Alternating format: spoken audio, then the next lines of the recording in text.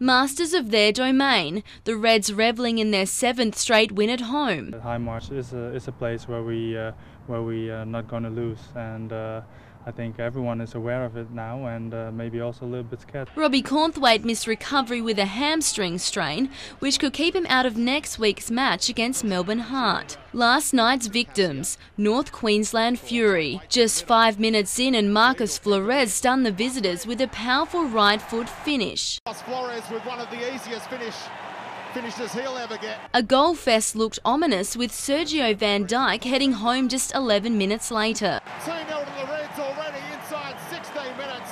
His 8th of the season, making him the front runner for this year's Golden Boot. You have to always look for things to improve, and I think we can improve on that, killing off the game earlier.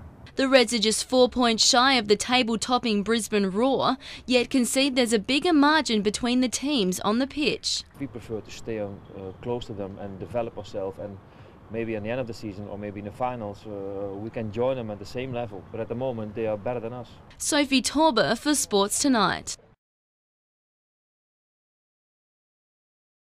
Todd Grimer's future at Glenelg is weighing heavy on his mind. The 24-year-old is out of contract at season's end and is facing ongoing back problems. When it comes to football, it comes down to my body, but you start thinking, well, is it worth, screwing my back? I want to have kids and run around with them and play with them. Injury woes are not the only drama unfolding at the club. After 3 failed finals campaigns, Grimer admits his side lost faith in recently axed coach Mark Micken. I think from a player's perspective, it probably was time, because he'd got us up for so many years and we hadn't got the result we wanted, so it was hard for us to be motivated by him. However, with new caretaker coach Chris Massey at the helm, the club is now optimistic. We just needed a fresh face around the club, someone else to tell us and to try and shake the cage and get us, motivated and back on track. Someone who could motivate the forward to play on is best mate Rory Kirkby. Both standing at 6'3", the duo have been nicknamed the Twin Towers. We're all really good friends, we're really close, and that's why it makes it even more special, and that's why we want to win a flag so bad. Sophie Torber, 10 News. 18 gay couples posed in Victoria Square for a mock wedding. But no sooner had they exchanged vows than a bitter brawl broke out.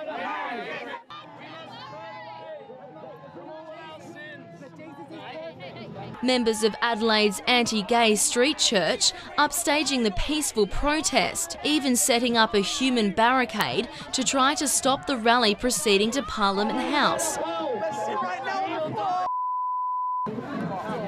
The protesters forced their way through, but more angry clashes ensued at North Terrace.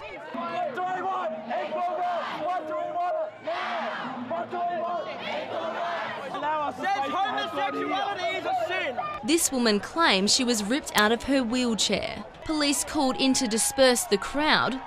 Went to grab one of the pole to have a look at it, and the guy just pulled away, ripped me out of my wheelchair, and then kept pulling, threw me on the ground.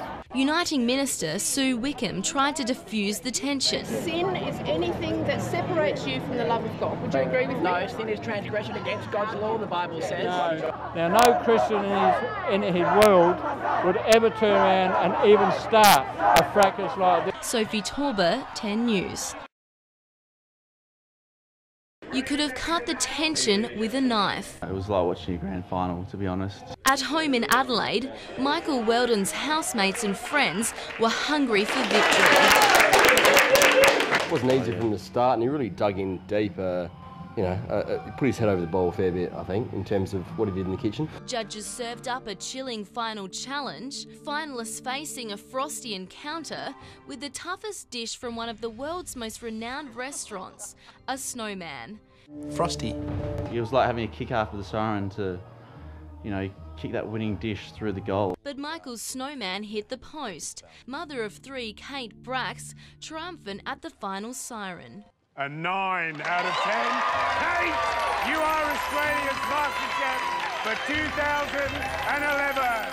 But Michael still tasted success, securing a culinary scholarship at Judge Gary Megan's Melbourne restaurant.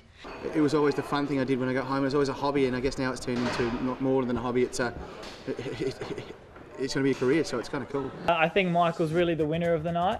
Obviously, he's got the scholarship that they showed on the show, so we're all very proud of him. But first, where do you go from here? To the pub. South Australians are not new to tasting success in the MasterChef competition. In the last 3 series, our state served up 4 grand finalists: Po Ling Yao, Adam Lior and Callum Han. And success looks set to strike again in Adelaide. I just hope our friendship group can do the same thing and just be winners. Yeah, I'm going to go on it next year and see if I can do one better. Sophie Torber, 10 News.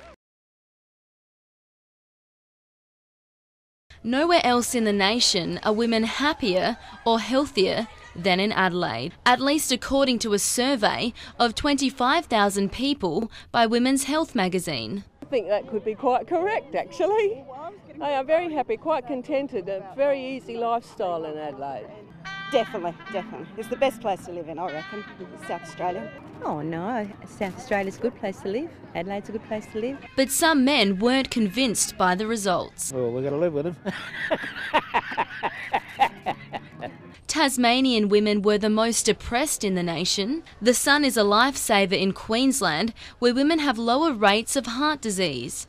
They look pretty healthy to me. We've got access to the beaches and stuff like that, and so it's all about lifestyle. Yeah, with the warmer weather, probably more likely to go out and exercise and stuff, so that's obviously going to help. Women in the Northern Territory are more sexually satisfied, while Western Australian women are more concerned with sleep, bagging at least 7 hours a night. Perhaps the contentment in Adelaide is explained in suburban Woodville West, with 3 guys for every girl, the best place for women to find love. It's the place to be, and ladies, here I am. Sophie Torber, 10 News.